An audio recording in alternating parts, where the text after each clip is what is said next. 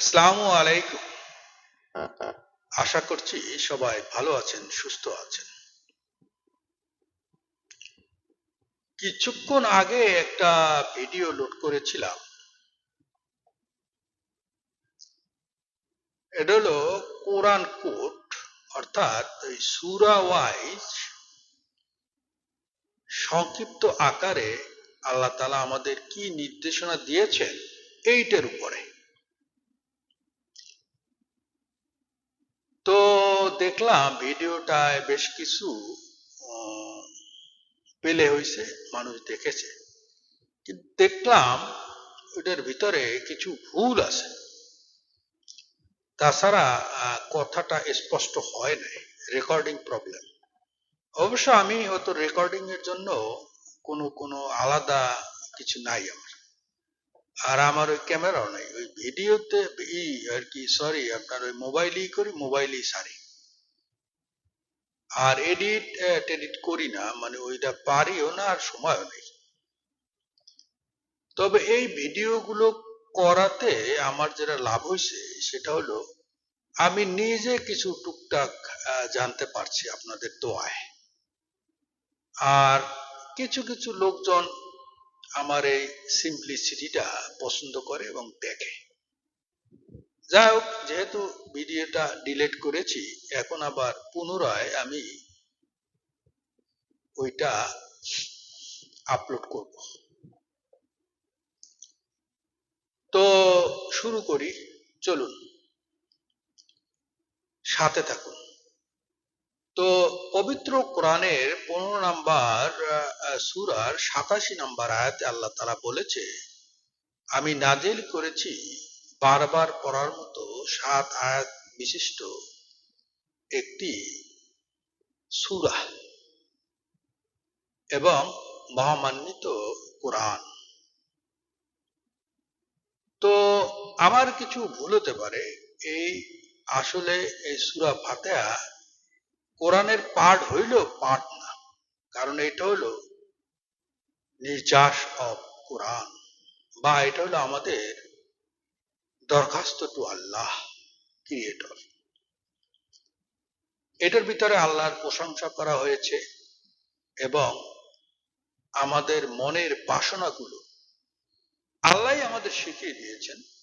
মনের বাসনাগুলো আল্লাহ তাআলা এই সূরার মাধ্যমে দরখাস্ত আকারে তার কাছে প্রকাশ করার জন্য অথবা জমা দেওয়ার জন্য এইটা নাজিল করেছেন। এবং প্রতি সালাতে এটা পড়তেই হবে, প্রতি রাকাতে। দেখুন, আমাদের জন্য জান্নাত ইজি করার ব্যাপারে আল্লাহর প্রচেষ্টার অভাব নাই। এবং এই সূরাটির মতো কোন সূরা কোন ধর্মগ্রন্থে নাই, আমি চ্যালেঞ্জ দিয়ে বলতে পারি, নাই। এবং বহুভাবে এটা প্রমাণিত। সুতরাং এই সূরাটির বা এই 7 আয়াত বিশিষ্ট সূরা ফাতিহার গুরুত্ব কত সিরিয়াস, কত বড়, এটা ভাবতে হবে। আমি তো কিছু কিছু সময় মনে করি, যদি এই সূরাটি গভীরভাবে ভিতরে নেওয়া যায় তাহলে অনেক বেনিফিট হবে। যাই হোক, এরপরে আমি আসি সূরা বাকারা। এইটা কিন্তু কোরআন শরীফের সবচেয়ে বড় সূরা এবং এইটার ভিতরে কিন্তু অনেক কিছু। এই সূরাটি হলো আমাদের জন্য বলতে পারেন ফাউন্ডেশন, যেখানে ঈমান, জীবনের দিক নির্দেশনা, রোজা, দান সদকা এবং আল্লাহর নির্দেশনা মানার গুরুত্ব আলোচনা করা হয়েছে। এখানে কিন্তু আদম, ইব্রাহিম, মুসা এবং ঈসা আলাইহিস সালামের ঘটনা বর্ণনা করা হয়েছে। কোরআন শরীফের আসলে একটু মানে কারিশমেটিক গুণ আছে। এই দেখেন, কোরআন শরীফ আমাদের নবী করিম সাল্লাল্লাহু আলাইহি সাল্লামের উপরে নাজিল হয়েছে আমাদের জন্য, কিন্তু ওনার নাম আসছে মাত্র 4 বার, আর ঈসা নবী আলাইহিসসালামের নাম আসছে 25 বার, আর মূসা নবী নাম আসছে কিন্তু 137 বার। ভুলভ্রান্তি হলে আপনারা ক্ষমা করেন, সম্ভবত তাই। দেখুন, এইটা যদি আমাদের নবী নিজে লেখতেন, তাহলে কি এরকমের 25 বার 137 বার তাদের নাম আসতো? এটা স্বয়ং আল্লাহ নাজিল করেছেন, এখানেই ব্যাপারটা লুকায়িত। তো আসেন এরপরে বলি সূরা আল ইমরান। ইমরানের পরিবারের গল্প, বিশেষত মরিয়ম এবং ঈসা আলাইহিস সালামের জন্ম এবং মুসলিমদের মধ্যে ঐক্যের আহ্বান। এখানে ওহুদের যুদ্ধের আলোচনা হয়েছে, আল্লাহর উপর ভরসা করার উপর গুরুত্ব দেওয়া হয়েছে। তো আমরা জানি তো যে আল্লাহ তাআলা এই যে বদরের যুদ্ধ, যেটা স্টার্টিং যুদ্ধ হয়েছিল কাফেরদের সাথে মুসলমান, সেটাই কিন্তু আল্লাহ ফেরেশতা পাঠাই হেল্প করছে। যাই হোক, ইমরানের ভিতরে কিন্তু এই যে মারিয়াম এর কথা আলোচনা আসছে, এবং এই মারিয়ামের নামে কিন্তু আলাদা একটা সূরাও আছে, ইন্টারেস্টিং এখানে। এবং মারিয়ামকে আল্লাহ উচ্চ মর্যাদা দিয়েছেন, এবং এই আল্লাহর কুদরতি তার গর্ভে বিশিষ্ট নবী ঈসা আলাইহিস সালামের জন্ম হয়েছে। যদিও ঈসা আলাইহিস সালাম মাত্র 33 বছর ছিলেন, তারপর আল্লাহ তুলে নিয়েছেন, আবার ফাইনালি ওনাকে ব্যাক করাইবেন। আসলে ওনাকে দেখার সৌভাগ্য আমাদের যদি হইতো, আল্লাহ কবুল করতো, তাহলে তো ভালো হইতো আর কি। তবে আল্লাহ কিন্তু এটা পারে। বিভিন্ন সূরায় এর ঘটনা আমি বলবো, তো অপেক্ষায় থাকুন। তারপরে আসে সূরা নিসা। এই নিসায় কিন্তু নারীদের অধিকার, এই যে কোরআন শরীফে বুঝছেন নারীদের মর্যাদা দিচ্ছে, ইসলাম ধর্মে নারীদের মর্যাদা সবচেয়ে বেশি, এবং দায়িত্ব, উত্তরাধিকার, আইন, এতিম ও অভাবীদের প্রতি দায়িত্বের আলোচনা, এই মুনাফিকদের আচরণ এবং সমাজ ন্যায় বিশিষ্টের গুরুত্বের কথা বলে। অনেকের ভুল ধারণা আছে, কি অনেকে মনে করে ইসলামে মনে হয় নারীকে খালি আটকায় রায়, পর্দা করে, এই করে ওই করে। আরে ভাই, যদি ওই রকমের কিছু না থাকতো, বাইন্ডিংস না থাকতো, সামান্য কিছু বাইন্ডিংস তো থাকতে হবে, নাহলে তো আমরা নষ্ট হয়ে যাব। এই যে উন্নত বিশ্ব তথাকথিত, এই যে বিভিন্ন বানাইছে টানাইছে, আবি যাবি উমুক সুমুক আধুনিক করছে, সিস্টেম করছে, কিন্তু তাদের ভিতরের যে ক্যারেক্টারিস্টিক্স, সে খবর কি রাখেন? তারা এই যুগেও স্যাডমি করে, বুঝছেন তো? আল্লাহ দেখে, আল্লাহ তো অনেক ধৈর্যশীল, যার কারণে আল্লাহ এগুলা টাইট দেবেন, একটু সময় হলে দেবেন আর কি। তো এই নারীদের অধিকার কোরআনই সবচেয়ে বেশি করছে। তারপর হলো সূরা আল মাইদা, খাদ্য আইন, শপথ, আইনের লঙ্ঘনের শাস্তি, ইহুদি ও খ্রিস্টানদের আচরণ নিয়ে আলোচনা করেছে, এবং এখানে ঈসা আলাইহিস সালামের শেষ খাবারের গল্প এবং ন্যায়পরায়ণতার আহ্বান করা হয়েছে। এখানে ইহুদি বলেন, ইহুদি হইলো আবার ওই খ্রিস্টানদের গুরু, কিন্তু খ্রিস্টানরা কিন্তু ভালো। আমি যে কয়টা খ্রিস্টানদের সাথে মিশছি বা যে কয়েকজন ডাক্তার দেখাইছি, তাদের বিহেভ অত্যন্ত রিচ, কিন্তু ওই টোটাল স্ট্রাকচার যখন কাজ করে, তখন আপনার ওই ইহুদি গোয়ারা হুজুরুজু করে, কারণ ইহুদি গোয়ারা গুরু মানে এই ইহুদি যদি কয় মুখখানি কিছু করতে হবে, আকাম কুকাম বোমা মারতে হবে এইসব, তখন ওরা কিন্তু ওই সায় দেয়, নাহলে ঘাপটি মেরে থাকে। ওরা নম্র ভদ্র, এবং কোরআন শরীফ বলছে আমাদের মুসলমানদের সবচেয়ে কাছের অনুসারী বা ধর্ম হলো খ্রিস্টান। আমি বহু গির্জায় গেছি ভাই, বিহেভ ইজ ওকে, মানে গির্জায় কিন্তু আবার আমি বললে রাখি, গির্জায় কিন্তু আপনার ওই চা কফি স্যান্ডউইচ এগুলা খাওয়ায় অনেক গির্জায়। আর মনে করেন আমি যাই প্রথম পরিচয় দিছি মুসলিম, তারপরও তারা অনার করছে। খ্রিস্টান এই একটা ব্যাপার আছে, এই মার মার কাট কাট খ্রিস্টানদের ভিতরে নাই, ওরা নর্ম ভদ্র। কিন্তু ইহুদি, হ্যাঁ, এই ইহুদিগুলো নবীও ছিল আল্লাহর রহমতে গারুরা, আবার তারাও গাউরা। কিরকম গাউরা আপনারা জানেন, এই মুসা নবী আল্লাহ লাগে বাঘ বিতণ্ডা করতেন, আর প্রথমে মনে হয় মারিয়ে ফেলেছে একজন, এরপর দেশ ছাড়া হয়েছিল, পরে আবার আল্লাহ রিটার্ন করেছে। যাই হোক, সেই গল্পে আর যাই না। তো এই জন্য এই জাতি ওই দিক দিয়ে ওই গৌরমি শুরু হয় ওখান থেকে। এরপর হলো সূরা আল আরাফ, মানুষের সৃষ্টি, আদম ও হাওয়ার পৃথিবীতে প্রেরণের কাহিনী, নূহ, হুদ, সালেহ এবং মূসার ঘটনা বর্ণনা করা হয়েছে। পাপ থেকে দূরে থাকতে, পাপ থেকে দূরে থাকতে। দেখেন পৃথিবীটা এতই টেম্পোরারি, এখানে যদি আমরা পাপ করি, কিছু কিছু লোক আছে পাপে মজা পায়। পাপে এখন যে কি মজা রে ভাই, হ্যাঁ, কল্পনার বাইরে। কারণ ওই মজাটা কিন্তু পায় শয়তানের ওয়াসওয়াসা থেকে। শয়তান কয় কি এইটাই মজা, এইটাই মজা। চাষ পর্যন্ত মনে করেন ওই স্যাডমিতে যায়, আস্তাগফিরুল্লাহ, বুঝছেন? কারণ আল্লাহ তাআলা যেখানে সৃষ্টি করছে নর নারী, সেখানে বৈধতা দিছে নর নারী, সেখানে তুমি স্যাডমি করবা, এইটা কি ভালো? এটা তো বিকৃত রুচি। হ্যাঁ, এই জন্যই এই আইন কানুন গুলা আছে। যদি আইন কানুন তুললে দিত, বা একদম পুরো ফ্রি করে দিত, তাহলে তো পৃথিবী বহু আগেই ধ্বংস হয়ে যেত। এবং এই এক করলে, মানে এই স্যাডমি বা অনাচার অন্য কিছু, হ্যাঁ, করলে কিন্তু একসময় খবর আছে। এবং ওই কেয়ামত কাছাইছে, কেয়ামত কাছাইছে, কেয়ামতের আলামত দেখা যাইতেছে। হ্যাঁ, তো এগুলার ব্যাপারে উন্নত বিশ্ব সাবধান হইলে ভালো। ঠিক আছে, আপনারা অনেক কিছু আবিষ্কার করছেন, মোবাইল আবিষ্কার করছেন, আপনারা বহু কিছু করছেন, ঠিক আছে, কিন্তু আপনাদের সেবা ভালো, আপনাদের ব্যবহার ভালো, আপনাদের চিকিৎসা ভালো, কিন্তু এই যে ইন্টারনাল বিষয়গুলো একটু আপনাদের সংশোধন হওয়া দরকার বলে মনে করি। সূরা আনফাল, এই সূরা আনফালে কিন্তু এই বদরের যুদ্ধের কথা বলছে।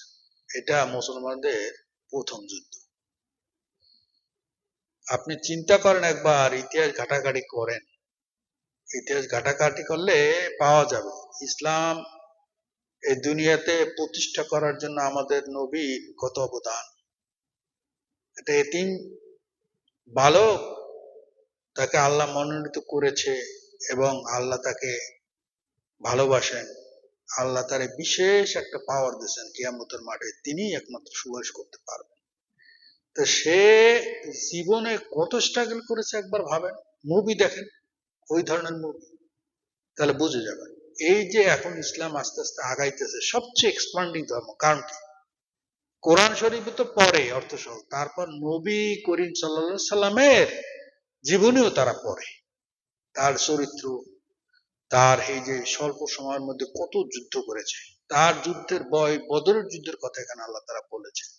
এবং এই যুদ্ধে আল্লাহ তাআলা সরাসরি ফেরেশতা দিয়া হেল্প করছে।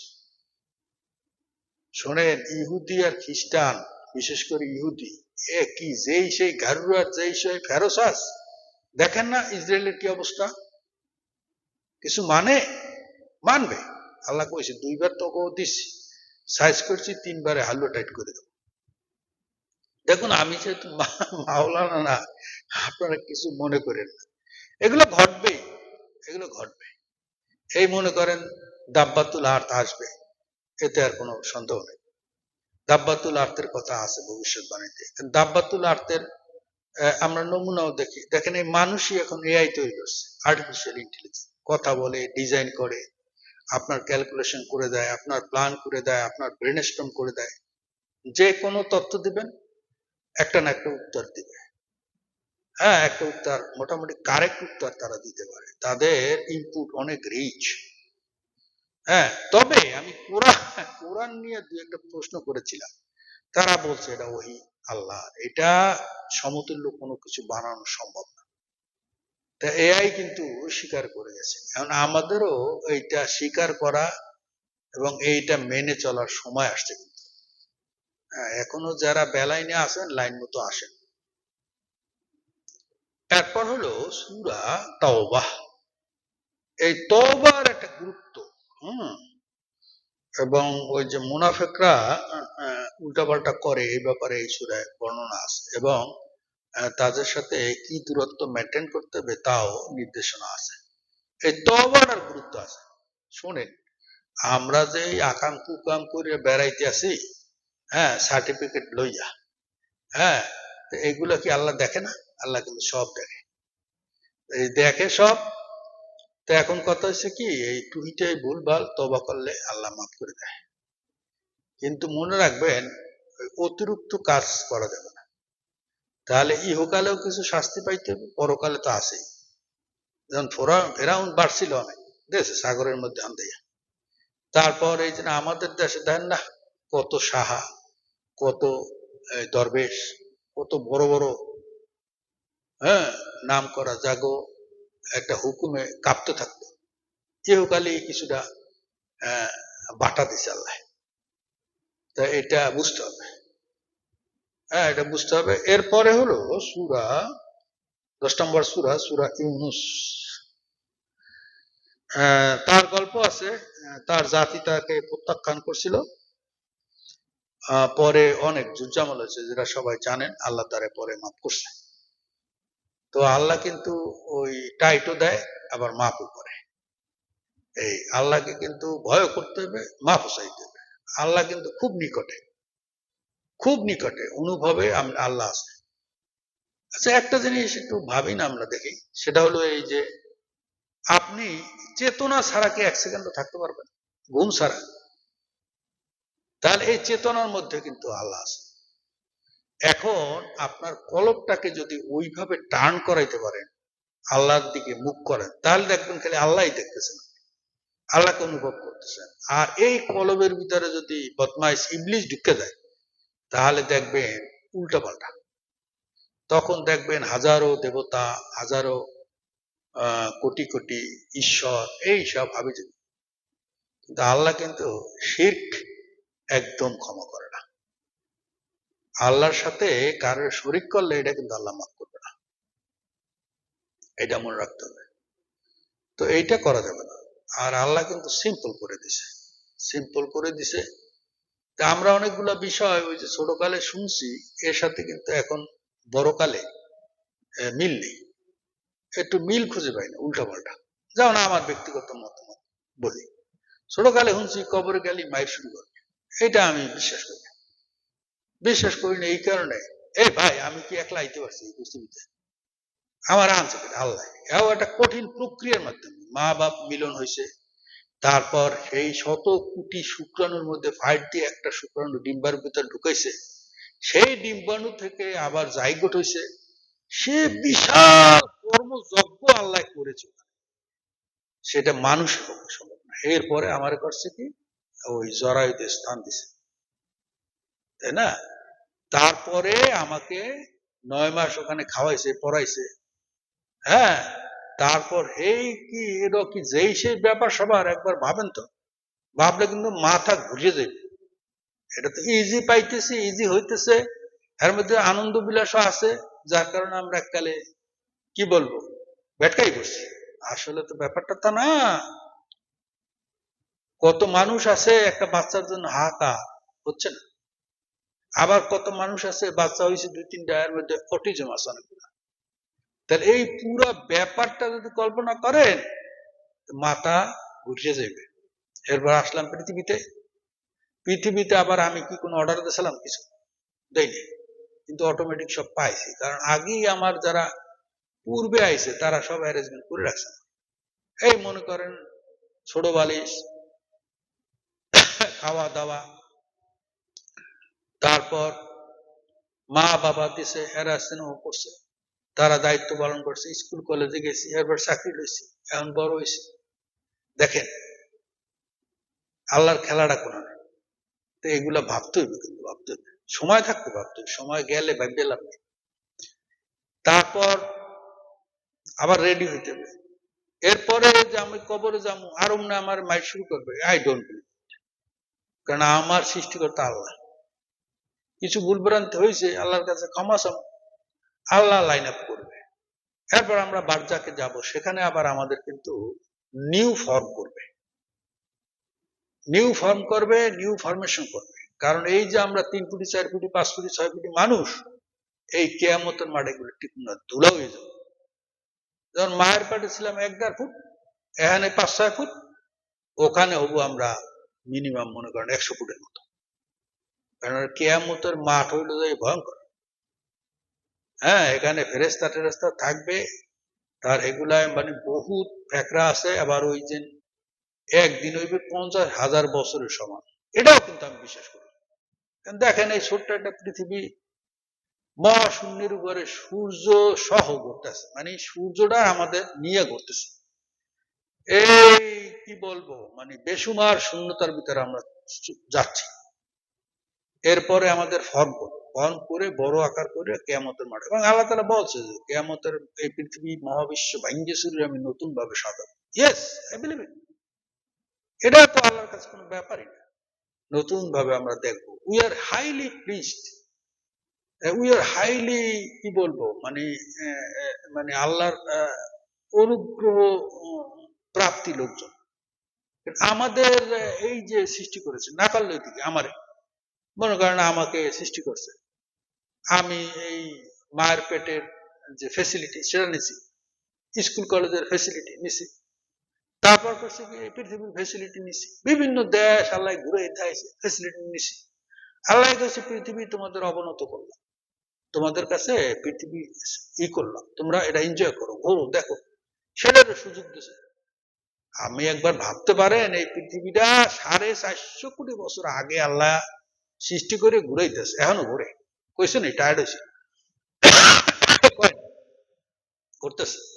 এই মহাবিশ্ব বিজ্ঞানীরা বলে 1350 কোটি বছর আগে সৃষ্টি, আর পৃথিবীটা 450 কোটি।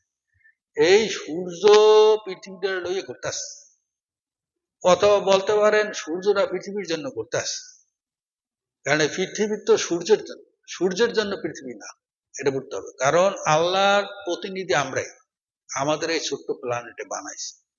সুতরাং আল্লাহ হুম করে মারামারি শুরু করবে, এটা আই ডোন্ট। ফেরেশতা ওই ক্যাপাসিটি নাই। হ্যাঁ, আমি যদি অনেক অত্যাচার করি, ফেরাউন অত্যাচার করছে, হ্যাঁ কি সাইডে দেবে। এখন ইতিহাসে আছে, কোরআন শরীফে আছে ফেরাউন, এইরকমের ছোট খাটো মাজ্জা বিভিন্ন ফেরাউন বিভিন্ন দেশে আছে, এগুলো কি সাইডে দিবে? হ্যাঁ, এগুলো ছাড়বে না। এইটা ইহকালেও কিছু শাস্তি দেয়, আমাকে দেশের দিক তাকান, পাইতেছে শাস্তি। এখন এগুলো শর্মলজ্জাও নাই, শাস্তি পাইতেছে। এখন আসি আমার ব্যক্তিগত, সিম্পলিসিটি ইজ দ্য বেস্ট। দেখেন, চাকরি বাকরি যখন করতাম তখন প্যান্ট শার্ট, আমি অবশ্য কোনোদিনই প্যান্ট শার্ট মাইজা অমুক সমুক পোস্ট পাস কইরা চলো এই এর মধ্যে নাই, কেন বাবা ছিল প্রাইমারি টিচার, এত পোস্ট পাস শিখি নাই, যার কারণে simplicity is the best. Simple ভাবে রয়েছে। আর এখন তো জামা 2-3টে আর প্যান্ট 2টোই হয়, এইরকম অবস্থা আছে। আর খাওয়া দাওয়া থেকে আসলে ব্যাপারটা ওই রকমের, খাওয়া দাওয়া কম করলে শরীরটা সুস্থ থাকে।